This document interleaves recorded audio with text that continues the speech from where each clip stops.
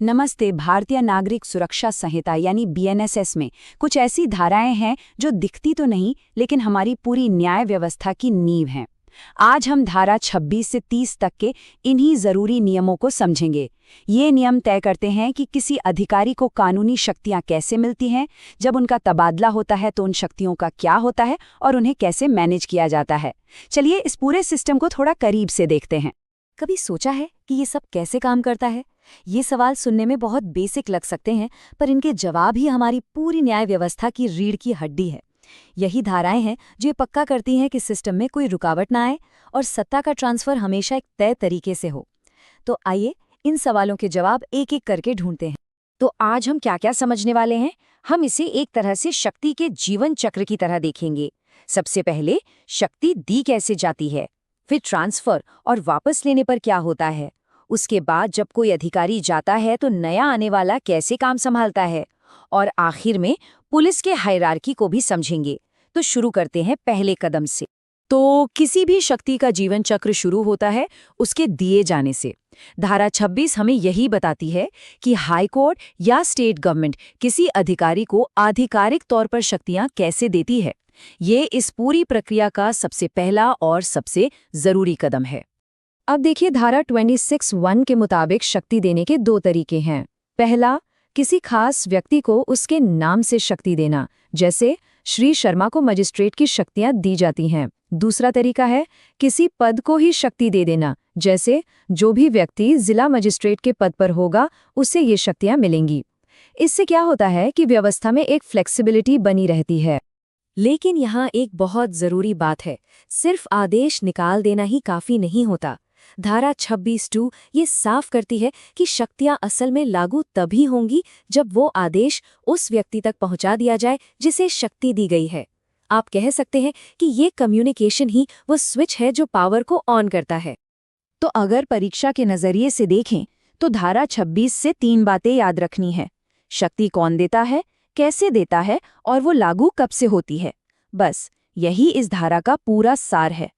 ठीक है, तो शक्ति दे दी गई, अब आगे क्या? अब हम ये देखेंगे कि जब किसी अधिकारी का ट्रांसफर होता है या जब शक्ति वापस लेने की नौबत आती है तो क्या होता है। यहाँ सारा जोर काम की निरंतरता और जवाबदेही पर है। यहाँ दो अलग अलग लेकिन जुड़ी हुई बातें हैं। एक तरफ है धारा 27 जो ये कहती है कि अगर किसी अफसर का ट्रांसफर उसी जैसे पद पर होता है तो उसकी शक्तियां उसके साथ चलती हैं ताकि काम न रुके। और दूसरी तरफ है धारा 28 जो शक्ति को वापस लेने का तरीका बताती है। धारा 28 का नियम बहुत ही सीधा और सरल है। जिसने शक्ति दी है वही उसे वापस ले सकता है। मतलब अगर हाई कोर्ट या स्टेट गवर्नमेंट ने शक्तियां दी हैं तो वही वापस लेंगे। इसी तरह अगर सीजेएम या डीएम ने शक्तियां दी हैं तो वो खुद ही उन्हें वापस ले सकते हैं। तो इन दोनों धाराओं से हमें क्या याद रखना है? धारा 27 है कंटिन्यूटी के लिए और धारा 28 है अकाउंटेबिलिटी के लिए। और याद रखने का सबसे आसान तरीका, जो शक्ति देता है वही वापस ले सकता है। अच्छा, अब अगला सवाल ये उठता है कि जब कोई अधिकारी अपना पद छोड़ता है और कोई नया व्यक्ति उसकी जगह आता है तब शक्तियों का क्या होता है। यहीं पर धारा 29 काम आती है जो उत्तराधिकारी की शक्तियों के बारे में है। देखिए, धारा 29 का मूल सिद्धांत बहुत सीधा है। ये पक्का करता है कि व्यवस्था चलती रहे, रुके नहीं। जब कोई जज या मैजिस्ट्रेट अपना पद छोड़ते हैं तो उनकी सारी शक्तियां और कर्तव्य अपने आप उनके सक्सेसर को यानी उनके उत्तराधिकारी को मिल जाते हैं। इससे कोई भी कानूनी खालीपन नहीं पैदा होता। ये एक बहुत ही प्रैक्टिकल समस्या है ना? कभी-कभी ये साफ नहीं होता कि किसी पद का असली उत्तराधिकारी कौन है। तो ऐसी सूरत में कानून क्या कहता है? इसका हल भी धारा 29 में ही दिया गया है। इसका समाधान एकदम साफ है। अगर किसी जज के उत्तराधिकारी को लेकर कोई शक है तो सेशंस जज लिखित में तय करेंगे कि कौन उत्तराधिकारी है। और अगर किसी मजिस्ट्रेट के बारे में शक है तो ये फैसला चीफ जुडिशियल मजिस्ट्रेट या डिस्ट्रिक्ट मजिस्ट्रेट करेंगे। ये एक बहुत ही साफ प्रक्रिया है ताकि कोई विवाद ना हो। चलिए, अब तक हमने जजों और मजिस्ट्रेट की शक्तियों की बात की। अब थोड़ा अपना ध्यान पुलिस बल की तरफ करते हैं और समझते हैं धारा 30 को। धारा 30 एक बहुत ही महत्वपूर्ण बात कहती है।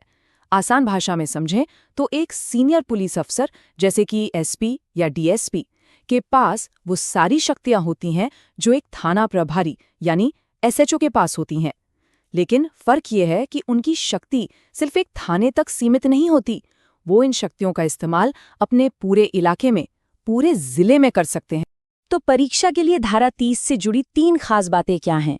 ये सीनियर अधिकारियों पर लागू होती है, उन्हें एक बड़े इलाके में काम करने की शक्ति देती है और पुलिस बल में एक क्लियर कमांड स्ट्रक्चर बनाती है। तो अब जब हमने इन सभी धाराओं को देख लिया है तो एक बड़ी तस्वीर सामने आती है। ये सिर्फ कुछ प्रशासनिक नियम नहीं है, बल्कि ये एक अच्छी तरह से चलती हुई न्याय प्रणाली के बुनियादी स्तंभ हैं, उसकी नींव हैं। देखिए, धारा 26 व्यवस्था बनाती है, 27 और 29 निरंतरता लाती हैं, 28 जवाबदेही तय करती है और 30 एक स्पष्ट हायरार्की बनाती है। ये सब मिलकर एक ऐसा ढांचा तैयार करते हैं जो स्थिर भी है और भरोसेमंद भी।